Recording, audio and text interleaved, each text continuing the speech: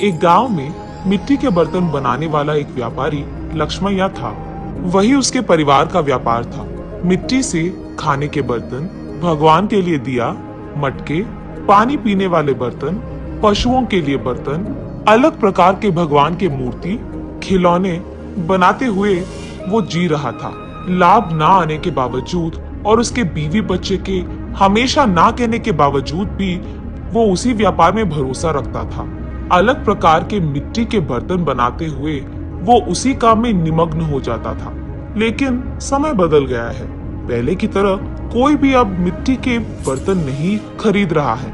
इसी कारण कई साल से लक्ष्मैया को 1 रुपए का लाभ भी नहीं है, उल्टा पूरा नुकसान हो रहा है। इसी कारण वो यही हमेशा सोचता था कि काम में कुछ नया करना होगा और उसी सोच में पड़ जाता था। उसको कोई और काम ढूंढने के लिए और 4 रुपए की कमाई घर लाने के लिए कह कहकर थक गई है उसकी पत्नी अन्नपूर्णा। और उसके बच्चे, आज के दिन में कौन खरीदेगा पापा ये आपके मिट्टी के बर्तन?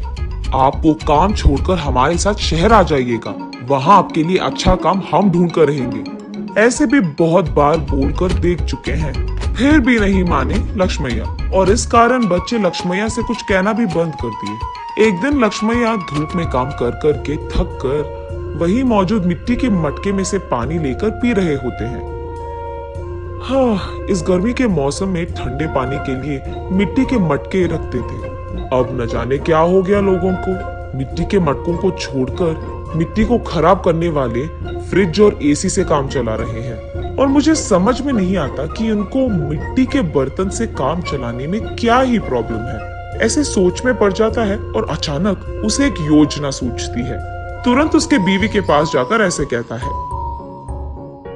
सुनो, मुझे एक अच्छा योजना सूझा है। क्या है वो?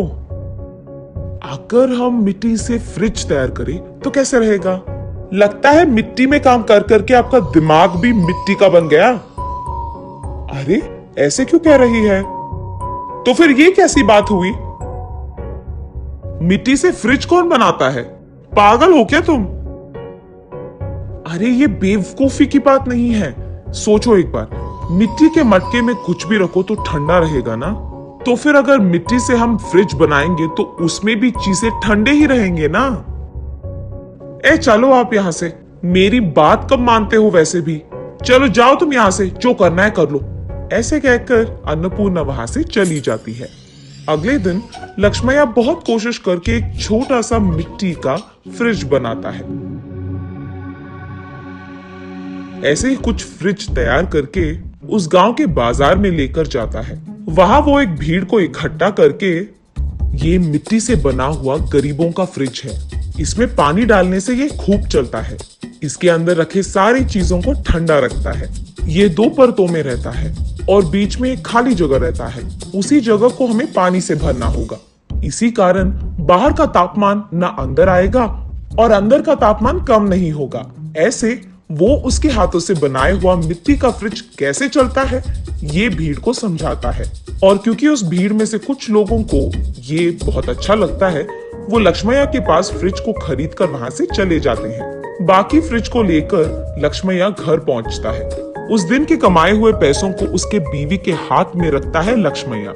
उन पैसों को देख आश्चर्यचकित होकर अन्नपूर्णा ऐसे कहती है, क्या इतने पैसे मिले आपको इस बार? आज गरीबों का फ्रिज कुछ बिक गए।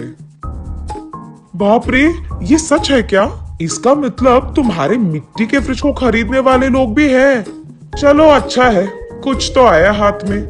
इतने दिनों में कुछ पैसे तो घर लाए तुम।